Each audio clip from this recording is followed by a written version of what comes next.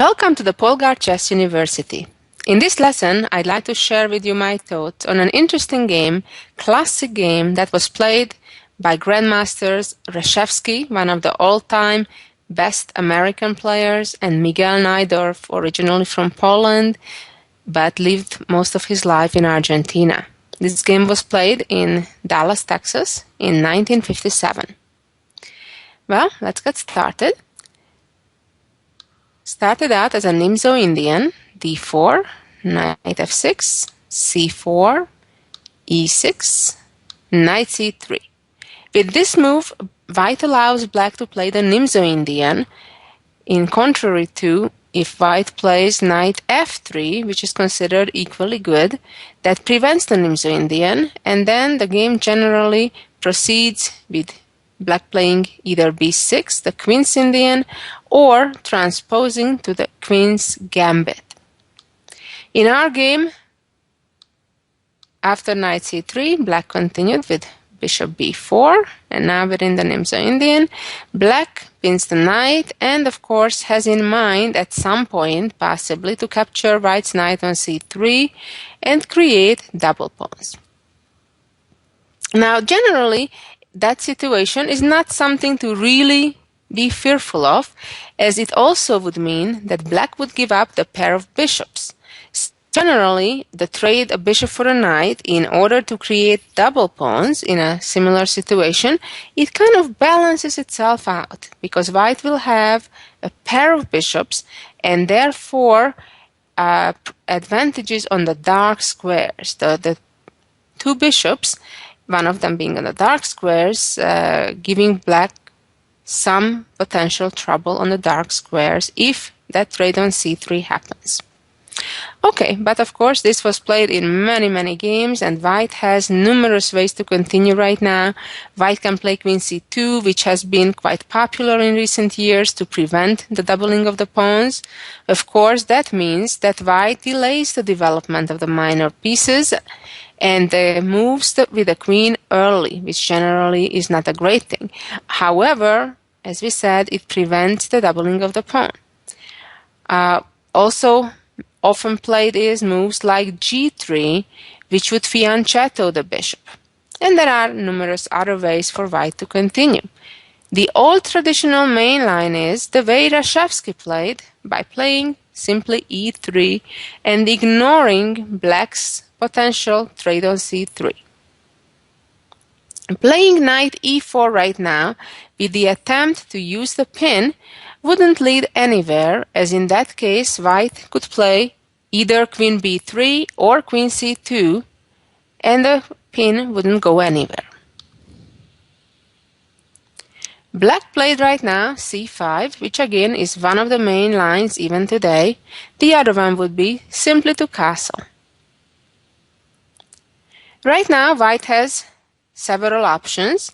White could play a3, which would transpose to the Zamish variation of the Nimzo Indian defense, or play knight f3, or play the way white played with knight e2.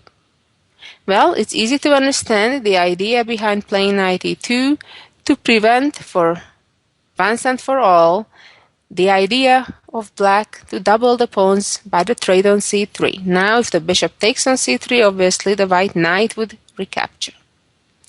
And now black typically continues by trading on d4. Of course, now white would not want to capture back with the queen, which would be attacked right away with knight c6. But typically, white captures back with the pawn to keep the center. And black played d5.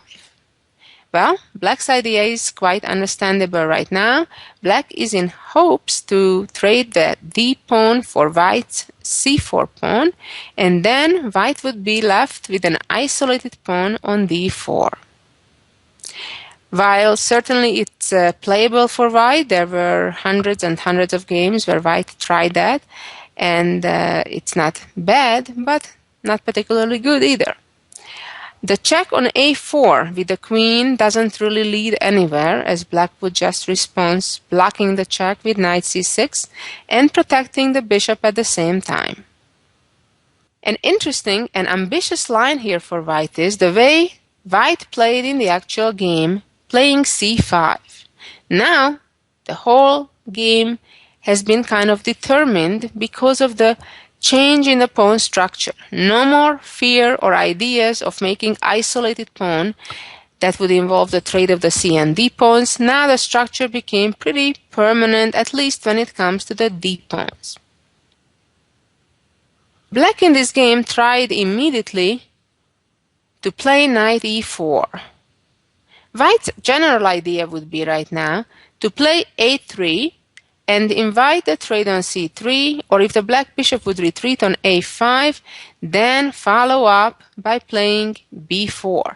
And then we could see a nice pawn majority that white would have on the queen side that could lead to a nice advantage. So black better does something quickly before those moves happen.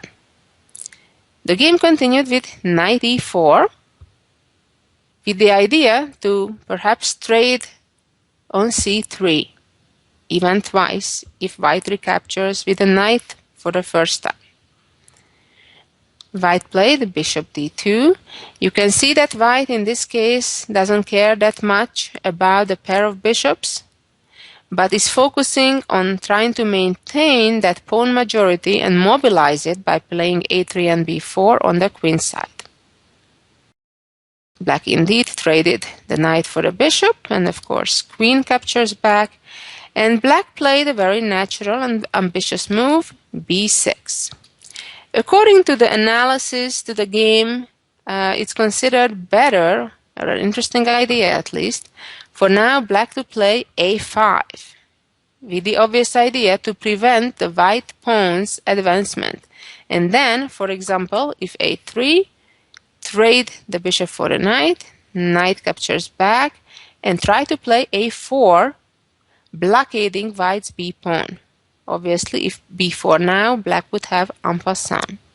And if bishop b5 checks arrives, then bishop d7 blocks the check and hangs on to the pawn on a4. Let's go back. After queen d2, black in the game continued by playing b6. Now if white would trade on b6, black would capture back with the queen and could have a potential target in the d4 pawn. Naturally, white doesn't cooperate but plays a3. Now the black bishop cannot retreat because it would get trapped right away. Black traded on c3 and knight captured back. Pawn captured on c5 and d pawn captured back. So now white's plan is simple: to develop on the king side, and then, or even before doing that, playing b4 and try to eventually simply promote those pawns, advance them b5 and c6, and things look pretty nice for white.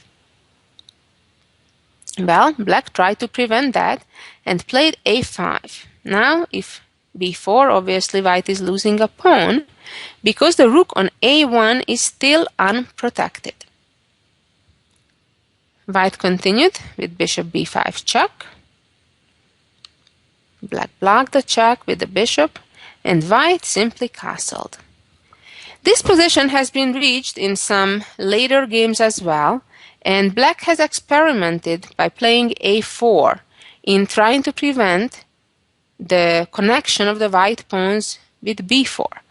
It may have been a better move, but nevertheless white maintained an advantage. Let me just show a couple of moves how that other game continued. After a4, white traded the bishops, the queen captured back, and as we shall see, similarly to the game, white now immediately tries action also on the other side by playing f4, with the idea to immediately follow up with f5. For example, if black castles, white could play f5. If pawn captures, the d5 pawn falls. Otherwise, white could advance the f pawn, and that could be really unpleasant because black would be left with the choice of either allowing the trade between the g7 and the f6 pawn, which would certainly significantly weaken black's king, or push through with g6 which in this case probably would end up being even a lot worse, allowing the white queen enter on h6. Let's go back and see how the game we're examining continued. After white has castled in this position, in the game black also has castled. And now, as planned, white is ready to connect the pawns. So in this game, we are seeing on one hand that how dangerous connected passed pawns are. And also that at times you need to create multiple sides attacks, and also to see that sometimes we want to initiate attack on both sides of the board at the same time. The game continued with black trading the bishops, white captured back, and knight a6. So now the issue is that white needs to find a way to actually further advance those passed pawns. However, white needs to be careful because if the pawns get too far advanced too soon, they may be blockaded and even lost. In the game, white here continued, playing knight to d6. Now the knight's position really looks beautiful in this position because it paralyzes black to some degree. The knight over there controls important squares such as c8 or b7 or b5, which can be crucial in the further advancement of white's past b and c connected pawns. Also, we can see that at the moment the black knight is not very well located, although it does one thing. For now, it prevents white from advancing the b pawn because it is pressuring the c5 pawn. If black would do kind of nothing, white's plan could be just to play something like rook f to c1 or queen to d4 and protect that pawn on c5 in order to then advance the b4 pawn forward to b5. Black in the meantime continued by playing queen to d7, connecting the rooks. And this is the moment where white can perhaps choose between different plans. The most natural and logical move would be to play rook f to c1. But white had a more ambitious idea, and that is to play f4. Now all of a sudden we'll notice that even though so far white was mostly playing on the queen side, white also has an advantage on the other side of the board. And if indeed that pawn would get to f5 and then f6, black would end up being in real trouble. Black continued by playing rook a to b8, pressuring white's b4 pawn, and now the game becomes quite fascinating. White could play obviously rook a to b1, but I predict that black has planned to play queen a4 and then kind of try to cause a little bit of commotion. For example, after rook a to b1 and queen a4, the b pawn still cannot advance without losing the pawn on c5. And on the other hand, if white would try to protect the a3 pawn, it did not protect sufficiently the b4 pawn, but also it would leave the white rook on b1 hanging unprotected and therefore allow black to use the pin and just capture the pawn on c5. So white indeed needs to be careful. You can see that many of the black pieces are on the queen side, and therefore it justifies some aggression on the other side of the board. f5. Now the threat is, as I mentioned earlier, to advance the pawn further to f6, and if that would happen, white would immediately threaten to win by playing queen g5 and then checkmate on g7, and if pawn advances to g6, then queen h6 with an unavoidable checkmate. So black now must do something. In the game, black continued by capturing on f5. Let's just quickly see what would be the story if black instead captures on b4 and tries winning a pawn. Well, White would advance naturally f6. As mentioned now, queen g5 is a deadly threat. If the pawn captures on f6, then there are several good moves, but the best of them all is to bring another piece to the attack, the one that's not yet participating at all in the kingside attack. As you can see, the knight on d6 could be useful. The queen is ready to jump to h6. The f-rook is ready on the half-open f-file. And now finally, also white's rook on the queen side gets into the game, with quickly being swinged over to g3, followed by queen h6. Black's position is hopeless here. Let's go back and see how the game progressed from this position. And now Black responded in the actual game by capturing the pawn on f5. White may have had an even better choice than was chosen in the game, which was rook a to b1. And that could have been queen capturing the pawn on d5. Now we can see how the two white b and c connected passed pawns can become a serious threat in the near future. If now Black would try to win one of those pawns back, the response would be queen c4, trying to chase the knight away, and if Black tries to hang on to the knight remaining on a6 to protect the pawn on b4, then all of a sudden trouble strikes from another direction. Rook capturing the pawn on f5, threatening the pawn on f7, which cannot run away because it's pinned. Black is in significant trouble. Let's go back again and see how White played differently by playing rook a to b1. This game is a perfect example to demonstrate how two connected passed pawns can be so powerful and dangerous. Black captured the pawn on b4, exchanging pawns, and then played king h8. If right now Black would try to hang on to the pawn on f5, then White can still capture that very same pawn with the rook, amazingly. And here, if Black accepts, well, the attack continues with check, and another check, and then knight f5, and then Black can delay the checkmate only by giving the queen up. Let's go back.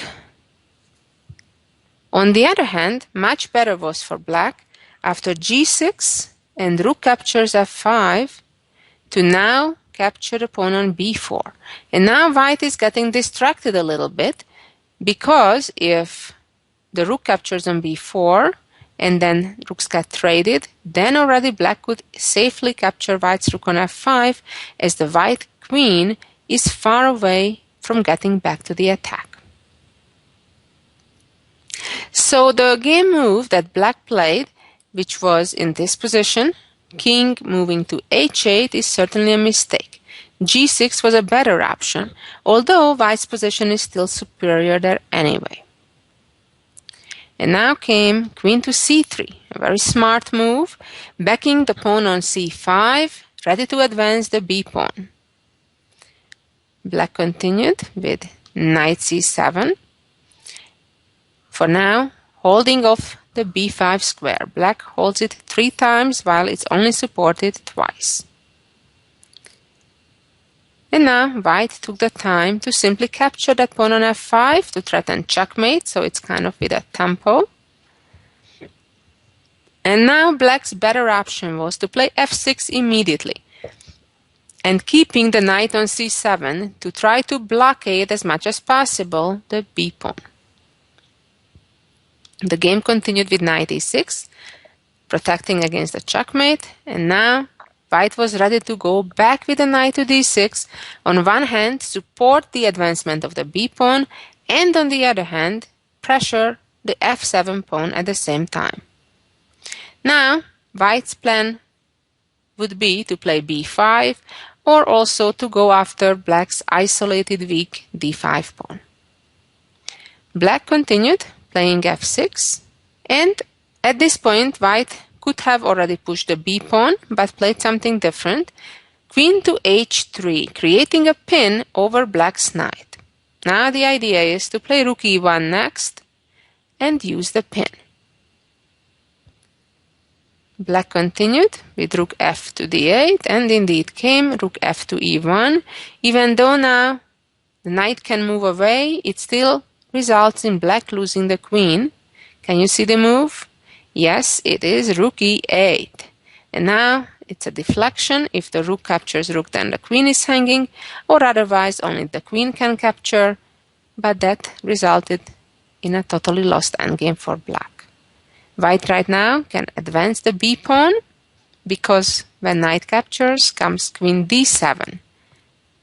Attacking the knight, knight c3 trades rooks, and the c pawn runs away. Black in the game tried just one last trick, playing knight e4, trying to give a back rank checkmate, but after the careful h4 move, opening a little window to escape for the king, black resigned. A very smooth game by Reshevsky, focusing simply on the connected passed pawns. Generally, it's a good idea to avoid your opponent having such dangerous free passed pawns. And now, let's see the jewel of the week. Here we go. This endgame has been composed by the famous composer Procas, and it was White's turn and trying to win. Things are not quite as simple as they look, because if White advances the f-pawn forward, Black would immediately win that pawn by forking with rook f6. Capturing the pawn on g7 does not do the job either, because the black rook gets to go behind White's pawn on g7 by playing rook to g6. Attacking White's bishop and pawn, and if the bishop protects it, then king d3, and White's e4 pawn will be lost. And again, all hope to win for White is gone. I suggest you take some minutes and try to figure out how White can come out ahead in this miniature endgame with only 7 pieces left on the board. And the brilliant solution is to play bishop to e5 check. Now, if the king moves out of the check, then White is ready to advance the f-pawn, as the black rook no longer is able to check on f6. On the other hand, if black captures the bishop, the pawn advances again. Well, it seems like it's game over, because the rook cannot go to e8 nor to f5 without being captured. However, black still has one more trick up his sleeve, and that is to play rook e6. And now, if the pawn promotes to whatever piece, black is ready to fork with rook f6 check. Did White miss something?